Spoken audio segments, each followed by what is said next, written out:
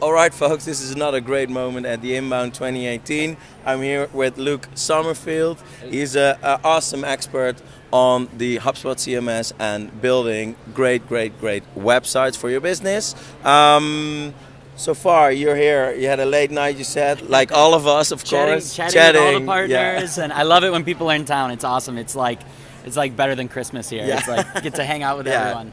Yeah. Inbound is, if you've not been here, go next year. It's awesome. You meet a lot of great people.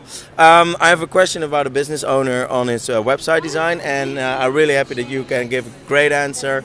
We show it at our next Hug session as well, so if you're not there yet, feel free to subscribe. It's really cool to hang out with us about Inbound 2018. Great recap. But now, back to our question. The question is, I'm a business owner and our website is more like a brochure. It's actually a nice business card, but I know I need to change this in order to generate more leads. But what is a good moment to start, and how do I start this process? Yeah, it's probably like one of the most common things that we hear, especially from more traditional industries that haven't invested in marketing.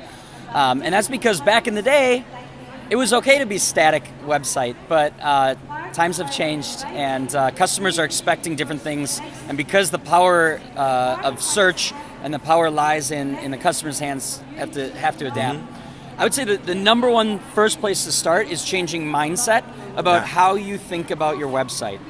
Shift from, and this is something that the entire organization needs to do, shift from this is a static brochure, it's something we kind of have to do, we spend a bunch of money, and then once it's done, we throw it over there, to this is an asset to our business. So if you're in manufacturing, you have machines, those are assets to the business. They hold value to the business. Shifting your mindset to think of the website as an asset to your business, something that every single month when you invest, when you improve, it's going to pay off and invest back into the business.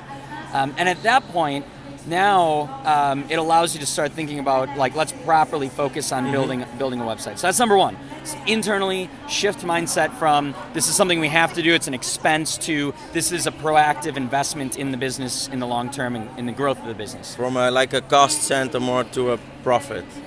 Yeah, exactly. Yeah. Think about it as an opportunity and less of a cost. Yeah. Okay, great. The second thing you have to do is, and it's easy to jump over, it's easy to overlook, is start with strategy. It's I've been in this with projects myself. I'm like, I know the customer, I know exactly what their thing is, and then you jump into it and it turns into a disaster. You launch a thing, no one uses it. You need to start and be patient and really dive into understanding the world of the user so that you can better build a website around the things that user is trying to do. That's where you're going to find success. So investing early on to go through the strategy and have that deep understanding is going to be setting you up for success all through the future after you actually get into actually coding things. It's also going to make it faster when you get into writing copy, when you get into what offers should we have, what pages should we have. You're going to have a crystal clear understanding because of the strategy that's done. And the third thing that I would recommend is, traditionally with web design, it's a big project. It's frustrating. It's a lot of work. You're like, oh man, like I don't want to do it. And that may be your experience that you've had. But the reality is that it doesn't have to be that way. There's the playbook that I talk about in HubSpot is growth-driven design. You can go to growth-drivendesign.com to learn it. But essentially what you want to do is, after that strategy, you want to build a site that looks better than what you have today, performs better than what you have today, but is just a starting point. And the reason being is, you don't know exactly until you have something out there, people interacting. Now you can collect data.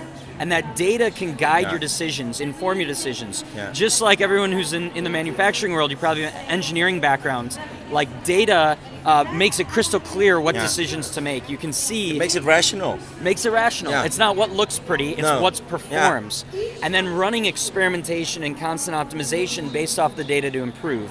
And so just that mentality that you have in the manufacturing world around the things that you're building internally at your companies, take that same data-driven approach and build and optimize the website using the data.